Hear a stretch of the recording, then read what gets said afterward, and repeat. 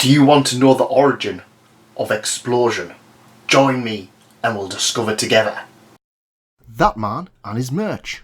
Hello and welcome to That Man. That is me merchandise, and today we're looking at Konosuba Volume 9. So this is the light novel and this is well ahead of the anime and the movie. So if you're a little bit scared of spoilers, please be aware that we are going to go into territory that is going to be well beyond a potential Season 3. So, Konosuba Volume 9 is yet another Megumin-centric volume, and honestly, that's perfectly fine with me. We get more of Megumin, and more importantly, we get more of Yun Yun. That's how it goes, isn't it? So yeah, Konosuba Volume 9 is more of a Megumin-centric volume, and that's perfectly fine with me. Aqua is the one who's kind of like in the background in this one. However, we do see a lot of darkness because it has been quite a while since Volume 7 as well. And this is kind of what we're doing with these volumes. Volume 5 was Megumin-centric, Volume 6 was about the princess, Volume 7 was Darkness, and Volume 8 was about Aqua. So I'm expecting Volume 10 to be about the princess, and it looks like that is going to be the thing. And then Darkness, Aqua, and kind of as we go on and on like this. Now, one of the things that someone did point out for me was that this is potentially, you potentially needed to read the Megumin spin-off before this one, and you don't have to really. It probably does help. As we all know, the Megumin spin-off is not legally available as of yet in light novel form because Yen Press are insane, it seems. But I got pretty much everything that I needed to know from this one. So, starting with the spoiler content, this is the origin of Megumin's explosions. But first, the series kind of goes onto a whole thing with Kazuma and Darkness. And yeah, it's interesting. Can you remember Prison School? You know, that series about the bondage schools and pissing yourself and crapping yourself in class? Yeah, Konosuba does that with Darkness and Kazuma. Kazuma learns a new skill which is bind, and Darkness is just like, oh, try it out on me. And he does. And he doesn't know how to undo it. So we end up having Darkness and Kazuma trapped in a closet. Darkness really needn't go for the toilet. And this lasts for about 40 pages. Yeah, I never thought I would have read a light novel where a third of the series was about holding it in. Or forced holding it in. It was quite weird, but honestly, I laughed the entire time. I was at work when I was reading it, and I was just like, yeah, this is kind of a weird thing, but then I was just like, you know what, I'm not going to complain about it. It's hilarious. After that, we go on to the main point of the story, which is the Allied forces versus the Demon Lord forces. On the way to the Allied forces, they're all holed up in this little fortress. Darkness, Megumin, Aqua and Kazuma all come across the most evil of all creatures. Brigands. That's right, thieves. Such a rare occurrence in this world, and this darkness just scares them off because, of course, I thought it was hilarious how they get to treat them as like a really rare monster when they're just fighting all of these powerful monsters, because it's that peaceful in this whole of this world. Most people are that scared of the Demon Lord's forces, so they don't bother trying to pillage stuff. And I thought that was great. I thought that was a nice change on the whole of the Brigand stuff.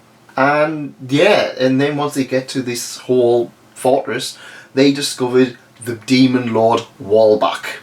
I think that's how it's pronounced, or Walbach, who is the beautiful busty woman who Kazuma spent a Hot Springs episode in at the end of Volume 4.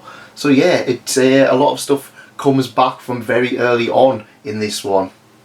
And I thought that was quite good, and she's got a rather keen interest in Megumin's spirit animal, Chomosuke, who is more than an ordinary cat, which we all knew about, or at least Kazuma knew about it, but nobody else did.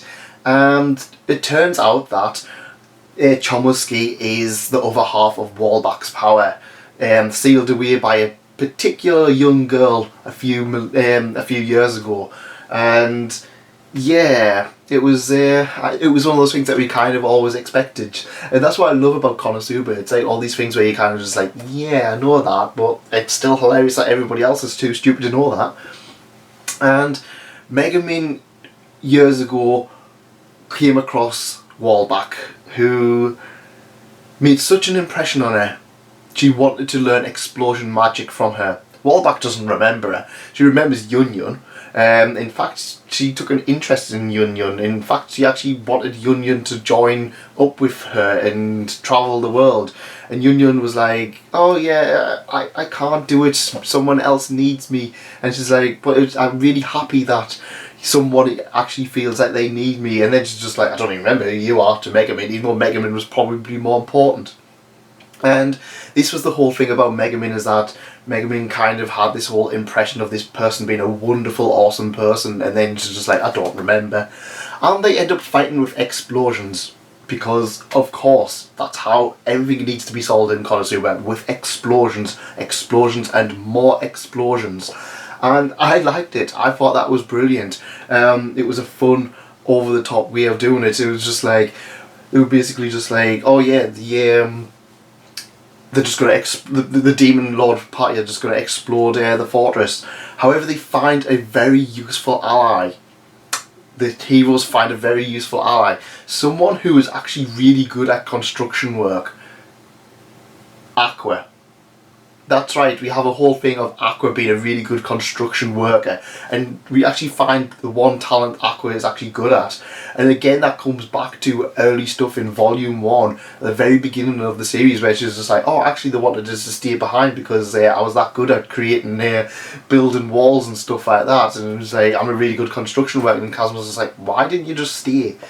And it's just like, well, you need me. He's like, no, I don't. We really don't. And I thought that was brilliant. I thought that was a nice little thing where it was kind of a throwaway gag at the very beginning of the series, but then it came back that Aqua was genuinely useful at something. It doesn't last though.